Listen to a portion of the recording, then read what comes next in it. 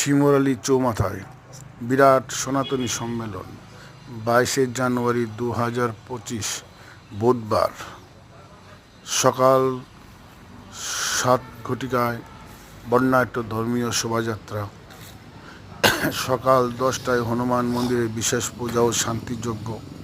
বেলা 11টায় হাজারো কণ্ঠে অখণ্ড হনুমান চল্লিশা পাঠ। দুপুর 12টায় বিশেষ আলোচনা সভা। দুপুর 2টায় মহাপ্রসাদ বিতরণ।